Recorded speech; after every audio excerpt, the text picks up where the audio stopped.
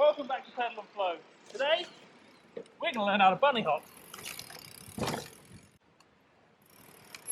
Hey guys, it's the hottest day of the year so far, and I'm wearing black, genius choice on my half. Now, why are we learning bunny hops today? Easter, bunny rabbits. Surely that's a good enough reason.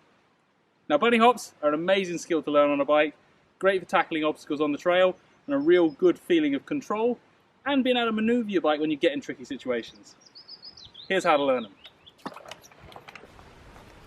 Okay, step one, we're going to lose the log.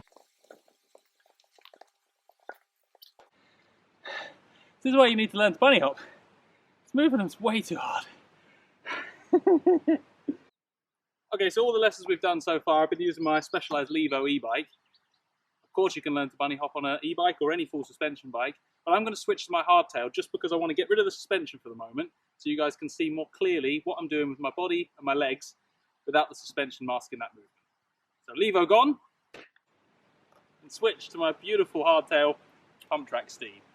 Bunny hop's kind of made up of two parts, lifting the front wheel, lifting the rear wheel. After that, it's a matter of timing and practice to get it to work perfectly. Front wheel lift first, and probably the easiest wheel to lift. We're going to use a little bit of body weight, pulling on the arms and shifting our weight back to lift that front wheel off the floor.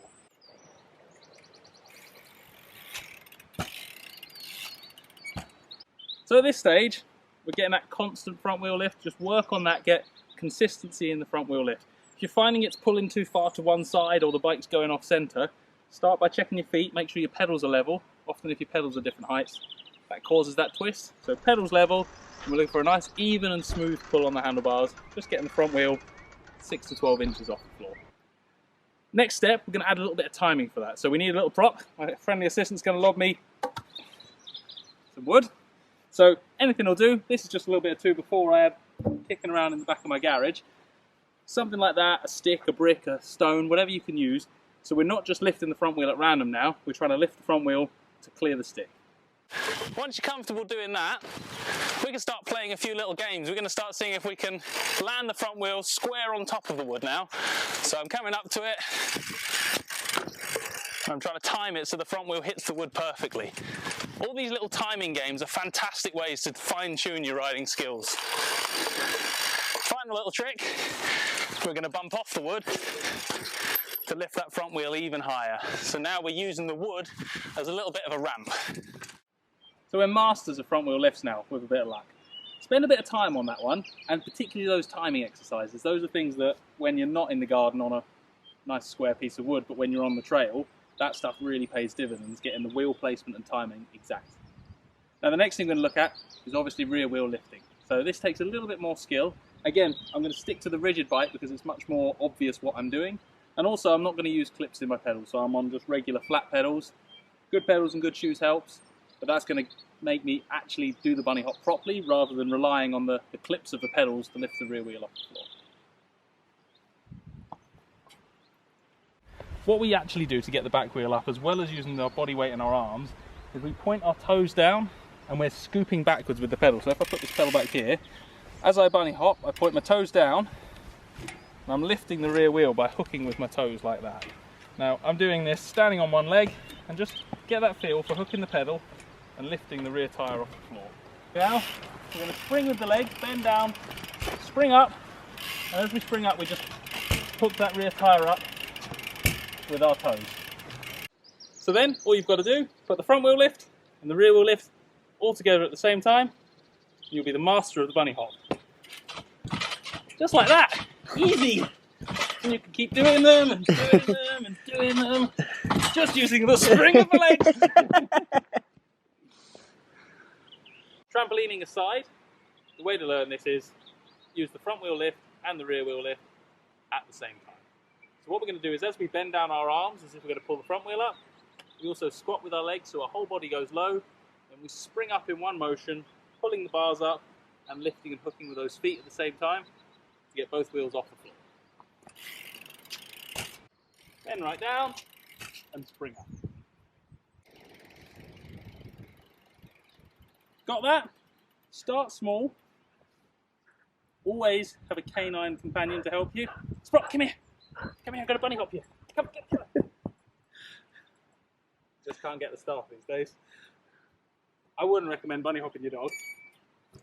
Start small and do this stuff at low speed. If you're trying to do this fast on a downhill, you get a little bit out of line, you can end up having a crash. So nice and slow, just little springs up, get comfortable with a nice takeoff, and then absorbing the landing as well. It's really important not just to crash back down to the earth.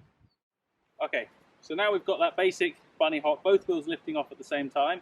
Remembering, of course, that takeoff's important, the landing is as important, if not more important. Don't just stay straight and crash back into the floor. You need to bend your arms and your legs and absorb the landing as well. Again, this is one of those situations where learning on a hardtail or a rigid bike gives you much better discipline and much better technique than using the full suspension bike. If you're on a full sus bike, get someone to film you. Make sure you can see your body compress on the landing rather than just crashing it all into the suspension. So there's your basic bunny hop, both wheels lifted at the same time. Now if we want to get a little bit more advanced than that, we want to start lifting the wheels a bit higher, clearing specific obstacles on the ground, we actually separate it back out again. So the full sort of advanced bunny hop technique is to lift the front wheel first and then the rear wheel follows after. This gives us a little bit more body language to move the bike around beneath us, allowing us to get the wheels higher. Again, we're going to start small. We're going to start with this bit of timber here. I'm going to lift the front wheel as the front wheel hits it, so I'm using it as a bit of a kicker to help me along. And then when the rear wheel hits it, I lift the rear wheel as well. And that's a really good way for developing that timing, by having a lump on the floor that you bump, bump, and you can feel both wheels touch it, which gets that timing perfect. Once you've done it on that, you can then take the kicker away and do it without the advantage. Give it a go. So I'm rolling around, good relaxed body position, bump that front tyre and bump the rear tyre off. One more time, feeling for that bump of the wood on the tyres. This time I'm going to see how softly I can land as I come down from the hop. Using that body to absorb the impact. Now, there's a lot going on with that style of bunny hop, and it's again exactly why we broke it down and worked on the individual skills, because trying to get all of that into your head at the same time is way too much to handle. So as we approach the obstacle again, I'm crouched right down in a sort of ready to pounce position. My legs are bent, my arms are bent, and I'm focused on the other side of the obstacle. As I approach it with my front wheel, I spring my body weight up and backwards, pulling the front wheel up with me. Now once the front wheel's over the obstacle, or as high as I've wanted it to go, that's when the legs come into play. Once the front wheel peaks, I spring up with my feet, popping the rear tyre off the floor. As the rear tyre lifts, I then bend my legs and row the bike forward. So I actually throw the handlebars and the bike forwards between my legs. That's where you get that extra height from sucking the bike back up into your body. Once the jump kind of crests, the hop gets to its peak height, I then start to extend the bike back down again. So my body's now straight, ready to reabsorb the impact on the landing. Like I said, there's tons going on there. Break it down, work on the individual bits, and if you've got a chance to get someone just to do an iPhone, other cameras are available, video of you, just do it in slow-mo and you can work out maybe which bits you need to work on, which bits you're missing. Get out there, get in your garden, put in some hours of practice, enjoy your bike, ride safe guys. See you next time on Pedal and Flow.